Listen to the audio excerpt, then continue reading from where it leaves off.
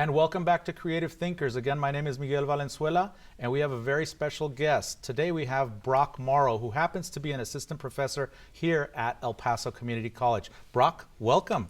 Thank you. Thank you for having me, Miguel. Absolutely. It's our pleasure. You know what? I understand that this isn't your first time here in the studio, but one of the things that I wanted to ask you is you're a very creative individual.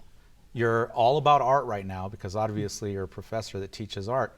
But how in the world did you start off with that? A lot of people say, you know what, I was creative ever since I was a child. But what's your story? You know, mine follows that pretty much. That's my story. I learned at a very early age. I enjoyed drawing a lot, and I found that art actually had this kind of currency to it. In elementary, I would draw pictures for my fellow students and friends, and then trade them for things. Oh, wow. So I'd say, hey, I'll make you a drawing if it'll give me your French fries. And I could trade drawings for French fries. And at that time, 8, 9 years old, I drew cars and airplanes. But it was kind of in demand there for a while.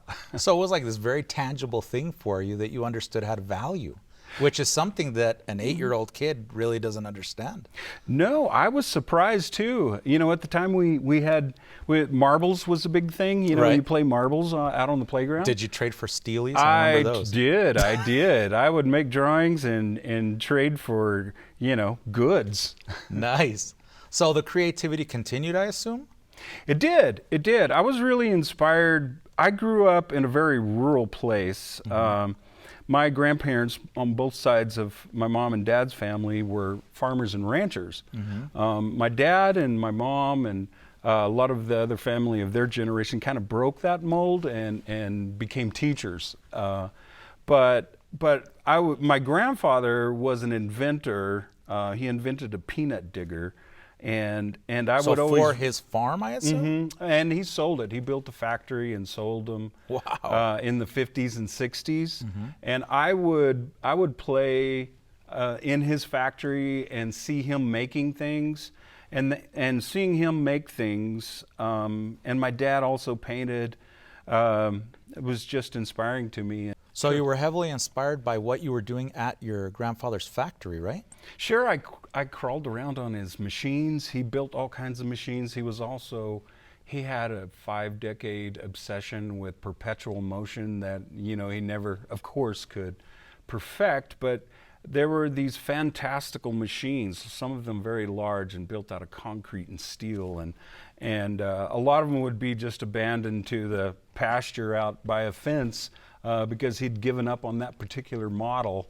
And then so I'd go out and climb on them and dream and daydream, pretend I was, in charge of these machines, running them and Nice. imagining them moving. And it was something that stuck with me for the rest. And it's still with me. I still like to create and dream about Yeah, I new can things. imagine that that's something that it never leaves people, right? The That's inspirations that you have as a child. Now, these are machines that he built maybe as like newer versions of that, or was he into sculpture? He was not into sculpture. He did later on in life. He started picking up the guitar and piano and started in poetry. But he was full on farming, ranching, and inventing things. When I was younger. So I feel like maybe he had that creativity inherently to some degree, right? I think he did. During World War II, he worked for Boeing, and he actually devised a way. At the time, the B-17s were, they had these bubbles on them, where the turrets for the guns were. Oh yes, I remember. So they were these canopies, and they kept just randomly popping off in the air and sucking Pilots out. People out, yeah. Whoa. Usually gunners. And he solved that. He was an engineer there for him at the time. He found that the actual manufacturing process of that was had a flaw in it. and he discovered that, and in turn saved a lot of lives. And Yeah, thank God. One of the things that you mentioned was the inspiration. How in the world has that inspiration led you to who you are today? I think it shows up in my work as well. I build machines in general. They're quirky, weird machines that don't necessarily do anything, or if they do something, it's not to save the world, or it's not for money necessarily. But how it has inspired me, I think, is that, you know, I lost my train of thought there. Yeah, just how you were inspired by what you were doing when you were younger. Sure. And has it stuck with you? I think it's problem solving, curiosity. You take curiosity, which, you know, I tell my students is the most, you know, important thing, I think, in life, period. Remain a student for life. Curiosity will lead you down paths that you haven't possibly thought of before, and just ask those questions. And so I think seeing the curious machines, seeing the, you know, the invention of my grandfather led me to want to create things and be curious about things and just ask, what if I try this? What if I do this? And later on, I started studying art and studying Da Vinci. You know, Da Vinci has been all the mechanics of what he made, right? He was very curious. You know, he would ask questions. You know, how does this work? How does this mechanical thing work? How does nature influence that and inspire? And he was very inspired by nature, and that inspiration led him to create new ideas and new thinking patterns. Yeah, and I think those patterns kind of go along with what one kind of travels through or journeys through in life. And your journey has taken a lot of kind of deviations. You didn't graduate as an artist at the beginning. You actually did something completely different. What was that? That's right. Out of high school, I got an engineering scholarship, and I went to Eastern New Mexico University. Nice. And studied electronics engineering there. And then, of course, the physics and some of the other types of engineering. Right. And I also studied music, because I had been studying music since I was a 9-year-old, right. Trained on the piano. But I kind of mixed those things, and I kind of jumped around with minors, doing several different things. But before I could graduate, I was offered a job at a telecommunications company, and that involved engineering as a portion of that job description. And which is being creative, right? It is, yeah, it yeah. is. And I jumped at it. I didn't finish my degree at that time. Basically, I had almost 4 years of that study. But, right. But yeah, and then that led to a 22-year career in the telecommunications industry at various capacities. And before I decided to come back and officially get a couple of more degrees in art. Very cool. How in the world did this whole creativity affect what you did in the telecommunications industry? Because a lot of people might think, you know, phone systems, cabling, all that, that's not creative. How did you blend the two? Well, for me, I made art on the side anyway. I never stopped really making art since I was very young. Oh, wow. But for me, that creativity, I would design, you would have to design, and also what they used to call future-proof, make it future-proof in a way. And we're talking like 5 years, right? Right. And it's even getting shorter and shorter all the time, right, with technology. Right. But I would try, so you would have to get creative and design something for a world that didn't exist just yet. Right. So use your imagination and of course your knowledge and based on experience and that creativity. And then on the weekends I would sculpt, I would paint, you know, just in general make things out in my shop, and so it kept me kind of going, right, in the creative realm.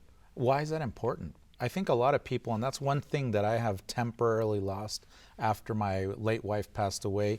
I kind of stopped making art for a while. And as a matter of fact, it's been, gosh, I want to say at least 5 years since I've actually created a piece of art. But why was it important for you to kind of continue that? Because you didn't initially become an artist, right? Or become or study art. Not as a main practice, no. Right. So why was it important? How did that play into your daily life? It was a drive for me. I think it was an innate, something that I just, it was a way to escape maybe some of the mundaneness of the world. Right. And get into my own head and just ask those questions, be curious. What can I make and how do I solve this problem? Art has a similarity to, say, engineering or science or Absolutely. many of the other. I see the correlation. Yeah, there's this problem solving that is involved. The curiosity first, the problem solving after that, and then just the doggedness to stay with it. And art has always kind of that challenging myself to be better at it. As artists, we just practice. We call it a professional practice, and you never really arrive with your creativity. It definitely is that journey, and you spend your entire life just practicing art and trying to get better at it and explore new paths and new visions that you might discover along the way. Yeah, I think that's one of the important aspects of what art is the whole discovery thing, which is, I believe, based on what we've spoken about a little bit earlier, that you kept with this whole mechanical type of thing. One of the newest projects that you're working on is one of a rover, if I'm not mistaken? Yeah, I basically created my own NASA, quirky NASA here. Well, I think you picked the right state. Right? Yeah, right. But right in between, New Mexico and Texas. But what is it about that project? How did you come across it? What kind of influences did you have? Did you get stuff from when you were a child? Yeah, I was inspired. I think my first introduction to, say, space travel and exploration in general, just the idea of exploration, exploring. We've just been talking about that, exploring new ideas and new discoveries, to find new discoveries. And the exploration can take, I think, many, many different paths. And so I was inspired by the Curiosity project with NASA on Mars. And I actually started my project about the same week that it was launched. Really? And I built a rover. So I build I take my sculpture, I call it sculpture. But it's a kinetic sculpture. It's doing things. Yeah, they emulate scientific instruments, but I make them out of musical instruments. Oh, wow. And what they do is they're all designed to listen to the environment, to try to explore the environment. So I have microphones on them. I have one that will take methane gas and turn it into sound. And then I take them out into the desert, all over. I've been from coast to coast with them, and I take them out. They pick up the wind, and I use guitar strings a lot where the wind comes across them. It sounds very musical. And so the instruments themselves are functioning in an exploration way, like NASA's instruments. They're taking in data from the environment. So are you recording this? I am. Now, are you recording it like I'm recording the sound, or are you documenting it by filming it? Both. So I've kind of created this very low narrative video that is as if there was a program from another planet that sent a probe, which I built, the command module. It's a trailer, and it lands on Earth. There are no people in it. I'm not in it. But these instruments probe Earth, listening to Earth and listening to the environment.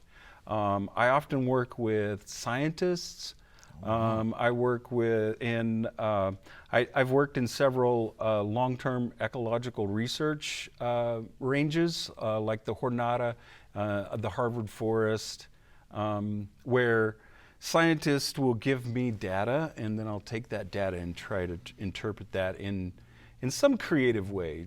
Can you give us an example? Like, you go to the forest, and what is it about your sculpture slash Rover that will help us as far as knowledge is concerned? What are we learning? Right. Okay. So, for example, I wanted to go to the Harvard Forest there in Massachusetts. It's run by Harvard University, and there is a tree there that is being inundated by beetles. Okay. Now they study that, and now it is a long-term ecological range, so that it's a scientific site where scientists study it long-term. And so I applied for a residency there. They don't have artist residency, so they ran it through as a science residency, and said, let's just cross out science and put art there. And they let me go to several areas of this forest. Right. And so I took this piece that I call the Air One violin. It's built out of a violin. It has several different microphones on it. And it listens to the wind. And so I took it and not only filmed where I was, I filmed in two different areas. One where the beetle had decimated the trees. So this is a large area, I assume. Yes, very large area. Forest. You feel like you're in a forest. But you'll be walking through this beautiful green forest there, and then all of a sudden you come up on what looks like an apocalypse. The trees are dead. There are no leaves on them. They're just basically these really tall 100-foot sticks. Wow. And so I recorded sound there to see if, as an experiment, to see if the sound would be the same in a live, healthy area as it would in a dry, dead area. And it's minimal, but there is a little bit of difference in the way the wind whips through the dead trees versus how it comes through the live trees. Now, it's not really scientific, but my goal isn't really to be scientific. It's to relate to other people how important our environment is, and if we listen to our environment, and if we think about our environment, maybe we'll be more prone to take care of it. You know what I find really compelling about all the things that you've said is how you have brought together all these things, from your love of music to your love of engineering to your love of art. Why do you feel like you have been able to bring these together? Was it something that you learned from your grandfather? Was it something that kind of just came naturally? It's like, I must put these things together and allow almost like the creativity guide you. That's a great question. You know, I didn't really come to that realization until later in life, and it was, I think it was because I wasn't thinking about the interdisciplinary connection between all knowledge bases. Right. Which is one thing that we've spoken about, which is very important. A lot of people don't understand that everything is intertwined. Oh, it is. It's absolutely connected. And you don't have to look very hard to find those connections. Yeah. I was inspired by my dad, who was a science teacher, but he also painted. And then later on, my grandfather, who was a farmer, rancher, inventor, and then he also wrote poetry and sang, wrote songs, and I think that for me, it started putting it together, and one of my mentors early on, and when I got my BFA, was asking me, why do you have to choose? Why do you have to choose what you like? Absolutely true. And so she said, you find your inspiration with the things that you love and the things that inspire you. Put those into your art, and they can be one or many. And so that's when and once I did that, I just felt like I was home. It was like, That you had found your aesthetics. Yes, yes. I think that when one truly finds that within oneself, whether it be business, whether it be restaurant touring, whatever it is, Yeah. I think that one comes into one's place. At what point do you feel that you found that? Was it right when that professor, who was an inspiration, I imagine, was that when that happened? That's when it started. I think when I finally went to grad school, I chose an interdisciplinary school to go to grad school because I wanted to pull from knowledge bases, and it was actually part of the program. It was not only encouraged, it was required. Right. And so I think when I started realizing that the sky's the limit, I can pull in, if it makes sense to my core curiosity and inventiveness, then pull it in. So neuroscience, I've pulled in neuroscience. I just love how music reacts to the brain and how the brain reacts to music. How you can, we've found that the prefrontal cortex of our brain kind of goes dim when we start to be curious and start to ad lib, and that's the part where we find our boundaries. And Is that because it starts working? Yeah, that's like when we start pulling down the boundaries and saying, hey, I can roam anywhere I want to roam. Right. Rather than saying, oh, I better stay within my lane and do things this way. But when we start ad-libbing in music, that it just opens it up for more ad-lib, more curiosity, more exploration. Right, which all comes back to the whole creative aspect. Absolutely. How do you feel about creativity being incorporated into the everyday, the mundane? Oh, I think it's absolutely necessary. In which way? It is for me. I can give you one tiny little example of what I do every single day now, and I started this when the pandemic started. My wife calls it smoke signals. I can only imagine. Go on. Yeah. So what I do though, but it has nothing to do with smoke or really signals, but I make coffee. I'm usually the first one up. I make coffee, and I play a little game with myself every morning. I get her cup out and set it on the counter. I get her sugar out, and I give her a spoon, and I arrange those in unique design fashion. So I'm really thinking about design and balance when I'm arranging this metal container of sugar, her coffee cup, and a plastic spoon, which are either red or orange that we use for that.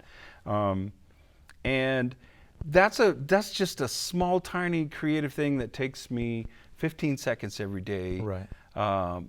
But I think that creativity sets you into, it kind of sets up a mode of you to ask questions and try something new. It's like a catalyst. It is. It's a catalyst. That's a better word for it. Yeah, Yes. it's like that little spark that helps you kind of open up in some way, right? That's right. Do you think that has helped you throughout life? Yes, I do. I think it's almost been essential for me. I've been very, I need to create things. I need to make things. I can't remember very, very few times in my life when I haven't been involved in some kind of making, whether it was directly art or if it was just a device or something fun. Well, isn't indeed art everything around us in the way that when we look at, let's say, a cup, for example, we can see design, we can see line, we can see shape, we can see color. So in reality, you've never stopped creating art. Some people might say that's engineering, some other people might say that's business. But what I'm getting at is that it is very important for us to open our minds. Do you think that it's important for you to do that, to allow individuals to have their minds open? Absolutely. I encourage my students weekly to be curious. never stop learning. Be a student for life.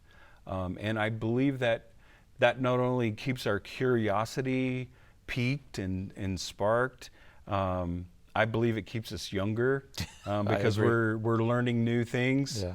And it keeps us sharper. And it just makes life more enjoyable. And through life, I think you've made all those changes, and those changes have really made you who you are today. But who are you today? Right. Are you a success? Well, I believe I am. I believe I am. I'm very happy with where I am in life. It's not that I had a goal to get here. Right. And I don't necessarily have a goal for where I'll be in 10 years or 20. But I think as long as we're happy with the journey along the way, we're always going to be happy where we are. Yeah, and I think that's key. Happiness is the word. Because I think a lot of people get stuck. You know, I'm stuck in this job, I'm stuck in this situation. But for me anyways, it's the creativity that gets me out of there every single time. Have you found yourself in a situation like that? Oh, absolutely. Yeah, absolutely. It's what pulled me out of a 22-year career. The engineering part. The engineering part. And it was for the sole purpose of going back to school, to art school.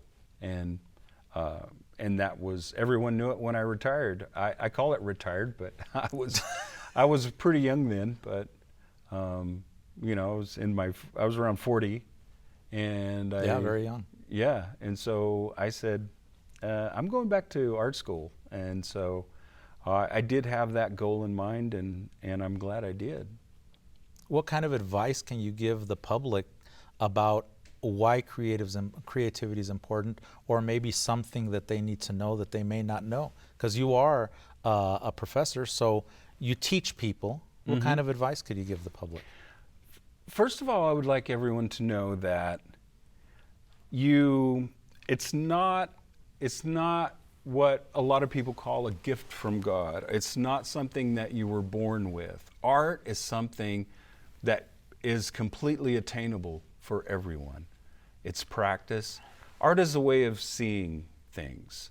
And we all enjoy seeing new things and something different. And I would encourage anyone who is who's thinking about being creative, just do it. There's no set path. Yes, you can go to college. I encourage you to take my classes and go to college.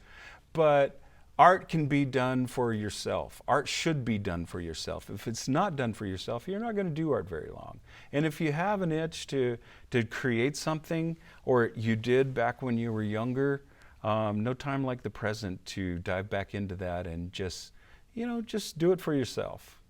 And when one does it for ourselves, like me, for example, again, I said earlier that I haven't created art in a long time, but for me, art doesn't have to be me making a painting. It could be me preparing a meal, for example. I also believe that when individuals allow themselves to think outside the box, they can be their own creators. What do you think about that statement? Oh, I think that's right on.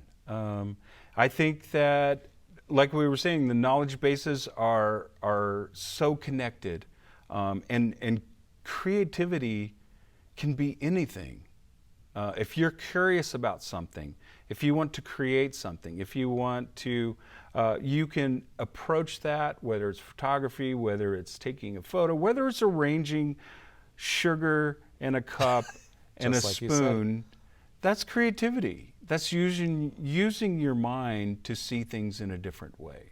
And I think that the different way is very important. And I want to thank you for giving us the time out of your day to come in here and talk to us about this. I really appreciate the fact that people do that, because I think that our audience needs to see how important creative people are to our world. Oh, thank you so much, Miguel, for having me. Absolutely. It was our pleasure to have you here. So I wanted to thank our audience for coming in and actually seeing our show. And I want to reinforce the concept of how important it is for everyone to really allow themselves to be creative, because it really changes who you are as individuals. So I wanted to thank everybody for joining us once again. Again, my name is Miguel Valenzuela. And Brock, thank you for being here. Thank you, Miguel. Really appreciate it. So do I. Thank you. Awesome.